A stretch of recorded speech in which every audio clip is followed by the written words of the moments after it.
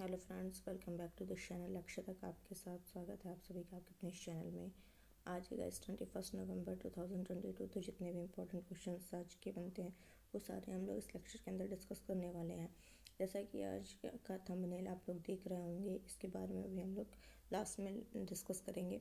तो पहले चलते हैं, जो आज का इम्पोर्टेंट क्वेश्चन है वो हम लोग डिस्कस कर लेते हैं। देख लेते हैं क्या है। एक मिनट। 21 नवंबर का फर्स्ट क्वेश्चन है, प्रतिवर्ष विश्व शौचालय दिवस कब मनाया जाता है? तो कब मनाया जाता है? 19 नवंबर को मनाया जाता है। कब मनाया जाता है? 19 नवंबर को। 19 नवंबर को पुरुष दिवस भी मनाया जाता है। क्या? पुरुष दिवस भी मनाया जाता है, तो इसको भी आप ध्यान रखिएगा। और ये जो विश्व शौचालय दिवस है, इसकी शुरुआत जो हुई थी 2013 से हुई थी। शुरुआत कब से हुई थी? 2013 से हुई थी।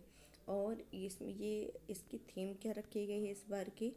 अदृश्य को दृश्य बनाना। अदृश्य को दृश्य बनाना, इनविजिबल को विजिबल बनाना, अदृश्य को दृश्य बनाना।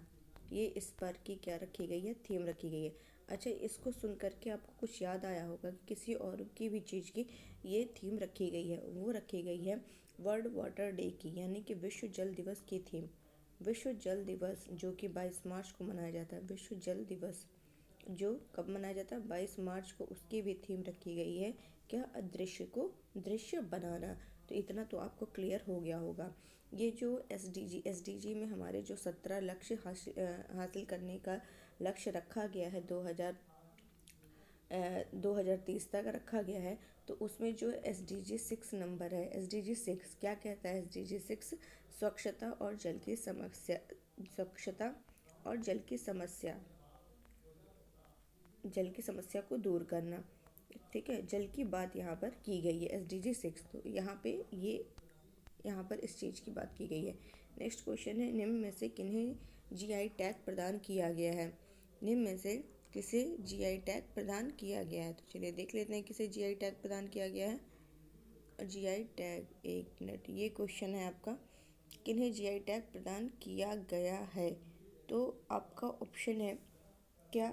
मूसा इंडन, एक मिनट,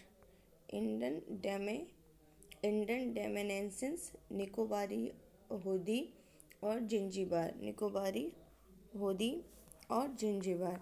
तो यहाँ पे किसे दिया गया है? GI टैग प्रदान किया गया है। तो इनमें से किसी को GI टैग प्रदान नहीं किया गया है। ये सब चर्चा में है, इसलिए दे दिया गया, बता दिया गया। ये जो मूसा इंडन डेमेनेंसिस है, ये एक प्रकार के केले की प्रजाति है। एक प्रकार के केले की क्या है? केले की एक प्रजाति है। और बात करें कि अंडमान और निकोबार द्वीप समूह में जिंजीबार क्या है? एक हल्दी है। हल्दी की एक नई हल्दी कह रहे हैं, ये क्या है? अदरक। ये इसकी खोज की गई है अंडमान निकोबार में। कहाँ पर? अंडमान निकोबार में ये जो है इसकी GI टैग प्रदान किया गया है। मतलब अंडमान निकोबार में एक नई प्रजाति की खोज की गई है BSI के द्वारा। BSI मतलब भारतीय वनस्पति सर्वेक्षण के द्वारा ये खोज की गई, इसलिए चर्चा में है। लेकिन GI टैग प्रदान किया गया है, ऐसा कुछ यहाँ पर नहीं दिया गया है। तो ये भी आपको ध्यान रखना है कि इनमें से किसी को भी GI टैग प्रदान नहीं किया गया है। अगर यहाँ पे कुछ और बात करें कि जैसे कि GI टैग के बारे में और हम लोग बात करते हैं कि ये कितने वर्षों के लिए दिया जाता है, किसके द्वारा दिया जाता है, ये सब हम में से किसी को भी नहीं दिया गया। तो इसमें संसद ने क्या किया था? उत्पाद के कोई भी प्रोडक्ट है उसके रजिस्ट्रीकरण के लिए, उसके संरक्षण को लेकर के दिसंबर 1999 में एक अधिनियम पारित किया था, जिसे अंग्रेजी में क्या कहा जाता है? जियोग्राफिकल इंडिकेशन ऑफ गुड्स कहा जाता है। क्या कहा जाता है? जियोग्राफिकल इंडिकेशंस ऑफ गुड्स कहा जाता है। रजिस्ट्रेशन एंड प्रोटेक्शन एक्ट 1999 कहा गया। इसे 1999 एक्ट में क्या किया गया? 2003 में लागू किया गया। इस एक्ट के तहत इसे 2003 में लागू किया जाता है। इसके तहत जो है भारत में जो पाए जाने वाले प्रोडक्ट होते हैं उनके लिए GI टैग दिया जाता है। और वीपो, एक संस्था है वीपो, जिसका नाम है वर्ल्ड इंटेलेक्चुअल प्रॉपर्टी ऑर्गेनाइजेशन, फिर से रिपीट कर रही हूँ, वर्ल्ड इंटेलेक्चुअल प्रॉपर्टी ऑर्गेनाइजेशन। इसके अंतर्गत जो है जियोग्राफिकल इंडिकेशंस टैग क्या होता है, एक प्रकार का लेबल होता है जिसमें किसी प्रोडक्ट को क्या किया जाता है, एक विशेष भौगोलिक, जी मतलब जियोग्राफिकल इंडिकेशन, भौगोलिक पहचान दी जाती है। ये टैग किसी विशेष भौगोलिक परिस्थिति में पाई जाने वाली या फिर तैयार की जाने वाली वस्तुओं को दूसरे स्थान पर गैर कानूनी प्रयोग को रोकना। और इसका जो विनियमन है भौगोलिक पंजीयक रजिस्ट्रार द्वारा किया जाता है। किसके द्वारा? इसका विनियमन रजिस्ट्रार ऑफ जियोग्राफिकल इंडिकेशंस द्वारा किया जाता है। और इसका हेडक्वार्टर जो है वो कहाँ पर है? तमिलनाडु में है। और पंजीकरण की जो तारीख होती है वो 10 साल के लिए वैध होती है। जीआई टैग जो दिया जाता है 10 साल के लिए प्रदान किया जाता है। 10 साल पूरे होने पर इसे आगे 10 साल के लिए क्या किया जाता है? रिन्यू किया जाता है। तो ये इतना आपको क्लियर हो गया होगा। नेक्स्ट क्वेश्चन की तरफ चलते हैं। 20 नवंबर से 18 दिसंबर 2022 तक कहाँ पर 22वां फीफा पुरुष विश्व कप आयोजित किया जा रहा है? तो कहाँ किया जा रहा है? कतर दोहा में किया जा रहा है। कहाँ किया जा रहा है? कतर दोहा में किया जा रहा है। तो पहले हम लोग समझेंगे फीफा वर्ल्ड कप की शुरुआत कब हुई थी। फीफा वर्ल्ड कप की शुरुआत जो हुई थी ये हुई थी 1930 में हुई थी, 1930 में हुई थी। और इस बार जो हो रहा है 22वां हो रहा है। तो ये भी पता होना चाहिए 21वें नंबर का कहाँ हुआ था। 21वां नंबर का 2018 में रशिया में आयोजन हुआ था, जिसमें जीता कौन था? फ्रांस जीता था। फ्रांस जीता था। और इस बार जो हो रहा है 22वें नंबर का हो रहा है। किस नंबर का हो रहा है? 22वें नंबर का हो रहा है। वो भी कहाँ पर हो रहा है? कतर में हो रहा है। कतर दोहा में, कतर दोहा में इसका आयोजन हो रहा है। और इसमें जो है इस 22वें फीफा में जो है 32 टीमें भाग ले रही हैं। किसमें कितनी टीमें भाग ले रही हैं? 32 टीमें भाग ले रही हैं, जिसकी शुरुआत 20 नवंबर से हो रही है, 28 दिसंबर तक ये चलेगी। और यहाँ पर जिस फुटबॉल से ये स्टार्ट हो रहा है उसका नाम है अल रहेला। क्या नाम है? अल रहेला। अल रहेला से ये स्टार्ट हो रही है। अल रहेला का नाम है, अल रहेला का मतलब होता है यात्रा। यात्रा यहीं से स्टार्ट हो रही है। और इससे अल रहेला को किस कंपनी के द्वारा इस फुटबॉल को स्टार्ट मतलब तैयार किया गया है? एडिडास कंपनी के द्वारा। किस कंपनी के द्वारा? एडिडास कंपनी के द्वारा इसे तैयार किया गया है। और इसका शुभंकर क्या रखा गया है? इस फीफा का शुभंकर जो रखा गया है वो रखा गया है लाइव। क्या रखा गया है? लाइव रखा गया है। लाइव। चलिए इतना तो क्लियर हो गया। 2026 में कहाँ होगा? 2022 में 22वां हो रहा है। 2026 में कनाडा में होगा। कनाडा यूएसए में होगा। ये भी आपको ध्यान रखना चाहिए। ये न्यूज़पेपर कटिंग मैंने यहाँ लगा दी है कि कतर में फुटबॉल के महाकुंभ का रंग मतलब ये स्टार्ट होगा, रंगारंग आगाज हुआ है। तो ये देखिए ये सब मैंने यहाँ पे लगा दिया है। चलते हैं नेक्स्ट क्वेश्चन की तरफ। कौन एशियाई कप? गाइस अभी भी जिसने लेक्चर को लाइक नहीं किया प्लीज़ लाइक कर दीजिए और शेयर कर दीजिए। और जो नए व्यूवर्स हैं प्लीज़ सब्सक्राइब करना बिल्कुल मत भूलें, क्योंकि क्वेश्चंस यहाँ के बहुत इंपॉर्टेंट। कुछ क्वेश्चन यूपीएससी लेवल के होते हैं और कुछ क्वेश्चन जो है स्टेट लेवल के बाकी वनडे एग्ज़ाम के लिए होते हैं। वो सारे आपको देखने से ही पता चल जाता होगा। कौन एशियाई कप टेबल टेनिस टूर्नामेंट में पदक जीतने वाली पहली भारतीय महिला खिलाड़ी बनी है? तो उनका नाम है मनिका बत्रा। क्या नाम है उनका? मनिका बत्रा। इसका जो आयोजन है, इस टेनिस टूर्नामेंट का आयोजन जो हो रहा है वो कहाँ हो रहा है? बैंकॉक में हो रहा है। बैंकॉक कहाँ स्थित है? थाईलैंड में स्थित है। कहाँ स्थित है? थाईलैंड में स्थित है। और मनिका बत्रा जो है इस टूर्नामेंट में पदक जीतने वाली पहली भारतीय महिला बनी है। कौन सा इन्होंने मेडल जीता है? ब्रॉन्ज मेडल जीता है। कौन सा? Bronze medal. नेक्स्ट क्वेश्चन की तरफ मूव करते हैं। निम्नलिखित कथनों पर विचार कीजिए। यूपीएससी लेवल का ये क्वेश्चन है, बहुत ही इंपॉर्टेंट है। चलिए देख लेते हैं। हम इसके पूरा मतलब क्वालिटी पढ़ेंगे और फिर बताएंगे ये कौन सा ऐसा नेशनल पार्क है जिसके बारे में ये बात कर रहा है। तो जैसे कि यह आंध्र प्रदेश में स्थित एक राष्ट्रीय उद्यान है। मतलब अभी यहाँ 4 नेशनल पार्क के नाम दिए रहेंगे। उन चारों नेशनल पार्क में हमें बताना पड़ेगा कि कौन सा आंध्र प्रदेश में स्थित है। यह आंध्र प्रदेश में स्थित एक राष्ट्रीय उद्यान है। गोदावरी नदी इस राष्ट्रीय उद्यान से होकर बहती है। चलिए ठीक है।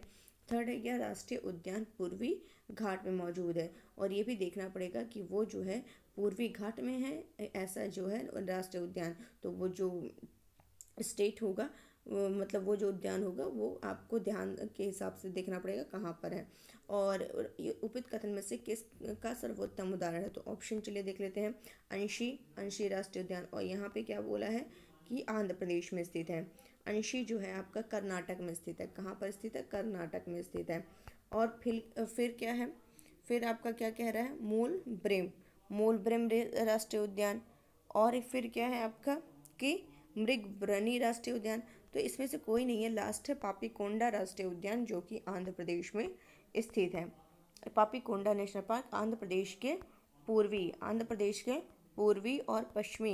पूर्वी और पश्चिमी गोदावरी जिले और तेलंगाना के खम्मम जिले में 1012.86 वर्ग किलोमीटर में ये फैला हुआ है।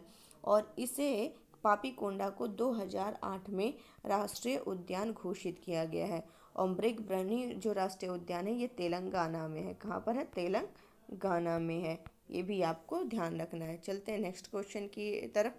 किस देश ने अपने आगामी चुनाव के लिए भारत के मुख्य निर्वाचन आयुक्त राजीव कुमार को अंतर्राष्ट्रीय पर्यवेक्षक के रूप में आमंत्रित किया है, तो that country is Nepal. Nepal जो है ये इसने क्या किया है, इसने जो हमारे मुख्य निर्वाचन आयुक्त हैं राजीव कुमार, उनको अंतर्राष्ट्रीय पर्यवेक्षक के रूप में नियुक्त किया है। अगर नेपाल की राजधानी की बात करें तो वो क्या है, काठमांडू है। नेपाल की राजधानी क्या है, काठमांडू है, तो ये भी आपको ध्यान रखना है। अगर हम निर्वाचन शब्द आया है तो निर्वाचन आयोग की बात करें तो निर्वाचन आयोग की स्थापना कब हुई थी, 25 जनवरी 1950 को हुई थी। 25 जनवरी 1950 को गठन हुई थी। और 25 जनवरी को एक दिवस मनाते हैं जिसका नाम है मतदाता दिवस मनाते हैं, मतदाता दिवस, वोटर्स डे मनाते हैं। ये भी आपको क्लियर हो गया होगा। और निर्वाचन आयोग का गठन जो है आर्टिकल 324 में किया गया है। और इसका जो निर्वाचन आयुक्त होते हैं उनका कार्यकाल जो होता है 6 वर्ष या 65 वर्ष होता है, ये भी आपको माइंड में रखना है। चलते हैं नेक्स्ट क्वेश्चन की तरफ से। 19 नवंबर 2022 को किसे गांधी मंडेला फाउंडेशन द्वारा शांति पुरस्कार से सम्मानित किया गया है। एक यूनेस्को शांति पुरस्कार होता है, इसको भी ध्यान रख लीजिए, जब शांति पुरस्कार आया तो इसको भी लगे हाथ रिवीजन कर लिया जाए। यूनेस्को शांति पुरस्कार से एंजेला मर्केल को सम्मानित किया गया। एंजेला मर्केल जो कहाँ की हैं, ये हैं एंजेला मर्केल, ये जर्मनी की पूर्व चांसलर हैं, जर्मनी के पूर्व चांसलर। लेकिन यहाँ क्या पूछा है कि गांधी मंडेला फाउंडेशन के द्वारा शांति पुरस्कार से सम्मानित किया गया है। शांति पुरस्कार से सम्मानित किसे किया गया, तिब्बती दलाई लामा को। ये जो है धर्मगुरु हैं, जो कि तिब्बती धर्मगुरु हैं, जो कि हिमाचल प्रदेश में रहते हैं। और इन्हें जो हिमाचल प्रदेश के राज्यपाल है राजेंद्र विश्वनाथ, उन्हीं के द्वारा ये शांति पुरस्कार इन्हें प्रदान किया गया है। चलते हैं नेक्स्ट क्वेश्चन की तरफ। 8वें नंबर का क्वेश्चन देख लेते हैं क्या कह रहा है। 19 नवंबर 2022 को भारतीय वायुसेना का वार्षिक शो है एयर फेस्ट 2022 का आयोजन कहाँ किया गया है। एयर फेस्ट का आयोजन कहाँ किया जा रहा है, नागपुर कहाँ है, महाराष्ट्र में। तो ये भारतीय वायुसेना का वार्षिक शो है एयर फेस्ट। क्यों इसका आयोजन किया जाता है, तो इसका उद्देश्य बस ये है कि जो वायुसेना है उसमें रोमांचकारी जो करियर है उसके प्रति युवाओं को क्या करना, आकर्षित करना। तो ये इसका क्या है, उद्देश्य है। नेक्स्ट क्वेश्चन है, किस राज्य सरकार ने अमर सरकार पोर्टल लॉन्च किया है, तो वो कौन राज्य सरकार है, त्रिपुरा राज्य सरकार। त्रिपुरा के जो सीएम है उनका नाम है मानिक शाह। क्या नाम है, मानिक शाह। इन्हीं के द्वारा क्या किया गया है, ये अमर सरकार पोर्टल लॉन्च किया गया है। क्यों लॉन्च किया गया है, इसका जो उद्देश्य है ये है कि सरकार और जनता के बीच सेतु का काम करना। इस पोर्टल का काम है सरकार और जनता, सरकार है और यहाँ जनता है, तो इनके बीच क्या करना, सेतु का काम करना। इनके बीच किसका काम करना, सेतु का काम करना।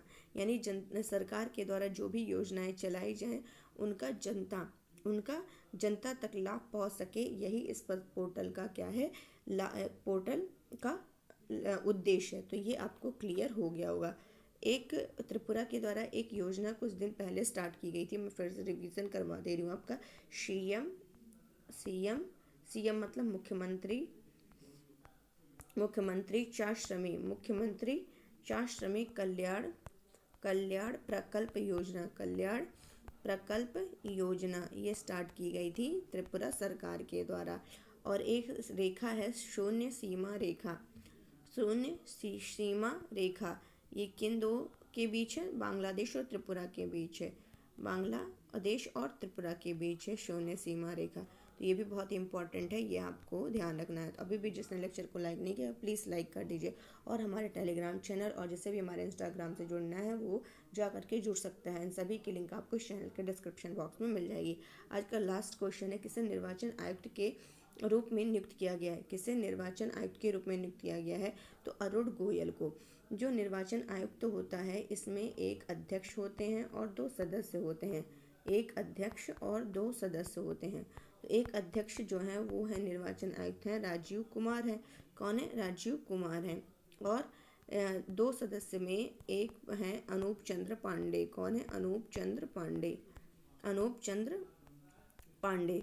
और दूसरे सदस्य के रूप में अरुण गोयल को क्या किया गया है? नियुक्त किया गया है। तो आज ये 10 क्वेश्चन कंप्लीट हो गए हैं। रिवीजन के लिए मैंने नहीं रखा है आज कुछ, क्योंकि कल हम लोगों ने 50+ क्वेश्चन डिस्कस किया था, तो रिवीजन कराते हुए बहुत लेट हो जाता है। तो आज के लिए बस इतना ही रखते हैं। कल हम लोग पुनः मिलते हैं, नए क्वेश्चन के साथ मिलते हैं। बहुत इंपॉर्टेंट आज के सेशन था, तो बिल्कुल स्किप मत कीजिएगा, लास्ट तक देखिएगा और नोट करते चलिएगा, ताकि आपके एग्ज़ाम टाइम में क्या हो, रिवीजन करने में हेल्पफुल हो सके। तो चलिए गाइज़ यहीं रखते हैं और कल फिर मिलते हैं। Thank you so much.